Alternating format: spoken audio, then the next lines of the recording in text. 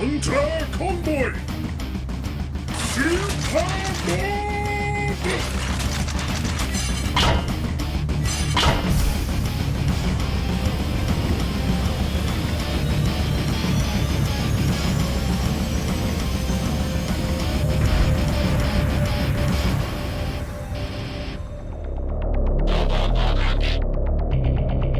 Ladies and gentlemen, this is internet personality Vangelus, and while this does break the quote-unquote order of my sadly behind-the-times coverage of the Transformers Prime line, I really want to talk about the new Voyager Optimus Prime from the similarly new Beast Hunters tagline, which can be grabbed from places such as Big Bad Toy Store. By the way, I'll mention right now that I got ahead of myself and already did some lining and dotting on Prime's face, and the silver parts of his forearms. Bear that in mind, or forget it immediately, because we're starting off on Prime's vehicle mode. Moving far away from the long-nosed truck he used to be, Optimus is now a flat-faced battering ram on wheels. He has accessory storage all over the place, but let's take those bits off for now. So this guy is lacking paint something fierce. There's lots of sculpting, but entire details like his headlights and hubcaps are untouched plastic. Also, all the gray bits on his back section are a somewhat transparent cover for the two robot arms chilling out beneath them. And the green windows are something you kinda have to deal with. However, the shape of all this stuff gives me a somewhat pleasant Galaxy Convoy image, and the gray bits are also all bladed out in a way that just kinda works for me. Hell, you can even fold some of them out to give him a goofy flying truck mode. This isn't a disguise so much as a means for getting around faster, and it's a certain blend of compact and beefy that I minded less and less as the Galaxy Force parallels began to seep into my system. Opening up all those gray back bits makes the bulk of the transformation pretty clear. It also reveals that the truck mode was bolted together pretty damn well, too. What makes this process so fun for me is the tightness of the torso. The arms and legs are the easy part, but this has got to be one of the best torso cheats of the generation. The front wheels and bumper utterly disappear into Prime's back, with the gray backpack parts serving as more of a final layer of cover rather than a critical one like in the vehicle mode. The formation of the torso makes this such a satisfying transformation to me. The heart of a Galaxy Convoy beats strong in this beefed-out red robot. I adore these proportions, and the silhouette is up my alley like a getaway car. A getaway car full of super robots. He also continues the odd Transformers trend of having fake wheels sculpted onto him, the backs of his lower legs this time, which are almost invisible due to being entirely unpainted. His winged backpack is a major contention to deal with, and you may not like it, but to me it's just another piece of this toy's similarity to Galaxy Convoy. On the bright side, you can fold it away, along with his shoulder pads, to make a less anime-looking Optimus, or to totally have a regular mode to go along with his Super Mode! As with his vehicle mode, the paint apps are minimal here, with the biggest offender being the lack of a silver trim around his windshields. Now that we're roboted up, I will say that the green just adds to the hopefully intentional image this guy's formed for me of a roided out, gutsy, galaxy-guarding Transformer. Sure, it might be Synth-N or something, but his whole delivery makes me think more about the power of bravery. Which leads to my biggest disappointment with the robot mode, the head. Not the sculpt, as I quite like its silhouette. Not the face, as I dig the details once everything's inked in with a liner pen. It's the lack of a deployable faceplate. It would finish this package off so well and feels like the one missing keystone that I simply cannot ignore. I certainly understand why it's not there, and readily admit that this is more my problem than anyone else's, but damn, man, it would be such a delicious cherry. I just can't get this light piping to do much. I don't know, it's not as transducive to light rays as I was hoping, although it kind of looks like pupils are in there. It's interesting. While I can't get the eyes to light up, I can make his head turn. It's a simple swivel joint, and you're not going to get it to go up and down on the connection point. However, the transformation hinge can do this.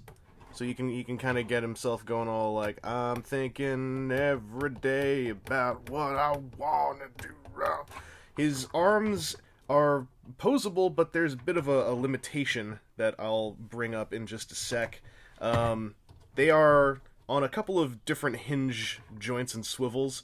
There's one this way, there's a lovely ratchet in that direction, a bicep and an elbow, even a wrist joint. However, because he has these gigantic shoulders, trying to move his arm too much in this direction causes it to bang against the smokestack that's back there, as you can see and hear. The easiest way to alleviate this is a little bit of a weird thing to have to deal with. Pretty much, you take the wing, and you flip it around like this. Now you've got enough room to do this. So, if you need to get his arm to be pointing up, you've got to kind of move the wing out of the way and then put it back. And then if you try to bring it back up this way, we're going to start banging into stuff. This isn't the only Beast Hunter's toy to have this, what I would call a bit of a design oversight, to not fully account for the crazy-ass shoulder pads. It's not a game breaker because it is easy to deal with. It doesn't entirely remove the ability to move the shoulder around. Be aware of that stuff. Another case of having to move stuff around is for the waist joint, which is a little bit locked when you first get this guy, at least in the case of mine and several reports I've read. You gotta take the backpack and move it out of the way, then you can use this waist joint. However, I feel this is very intentional and actually kind of well designed, as the backpack is a series of things held in with different hinges. There's a hinge up here, there's a double hinged thing inside here, and the backpack here grips onto this inner bit, and basically that double inner hinge connected here and these two hinge parts here, they all move in a really pleasant unison. So I feel this is entirely intentional to allow for the waist joint, and I actually feel pretty good about it. His hips have got a universal joint, and it's not really ratcheted in any direction. I've heard these can get a little bit loose for some folks, but if that's the case, just get out some floor polish and squidge it inside the joints. His knees have a less loud but still very pleasant ratchet, and his feet can point that way if you want, although it looks like the ankle's broken. The weird connection, actually, of the feet, and the fact that you don't really need to use the entire range of motion there, makes me wonder, and has made other people wonder, if this is some kind of combination connection point for maybe some other Autobot dude or something for him to combine with, or at least a giant shoe he can put on, like a good luck mode. I don't know. It's, overall, a very effective bit of posability. There's also a swivel, a quote-unquote thigh swivel, right above the knee joint. And a lot of these joints feel really good also because, even if they're loose, a stock Beast Optimus will be able to use them pretty well because he's actually kind of light. Mine isn't, because I followed Mr. Fanwank's video and I put pennies in his shins because I'm weird. Entirely unnecessary, I'll probably say it again later, but on the bright side, whether or not you have that heft, this guy feels very decently posable, and it feels like his posability is very much in the line and theme of how much of a just demented super robot this guy looks like. So, you can get all, like, prime boosters on, prime knuckle, prime punch. Oh! Galaxy Hunter Convoy's armaments begin with a pair of firearms that I am just not enthralled by. They have flamey sculpted springfire missiles, which are cast in gray plastic and hard to get excited about. There are fold-out crossbow bits that feel kind of pointless. The one thing that these do right is have a pair of jetpack-style mounting points that add even more to what I love about this guy's aesthetic. The main event of this guy's accessories would be his Star Saber, perhaps a little bit small and hella green, but a decent representation of the weapon from the show. And yes, a giant glowing green sword is pretty much the super robot cherry on the super robot cake of this toy, as far as I'm concerned. How many times have I said aesthetic and cherry in this review so far? I don't know. I am simply in love with this figure. His aesthetics are such a delightful callback to Galaxy Convoy, and he oozes Cho Kyodai Roboto from every pore, in spite of lacking a lot of paint apps.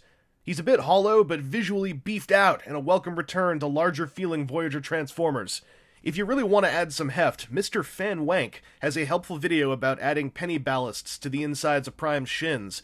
I did it because I want to do every enhancement I can think of to this toy, but it isn't totally necessary.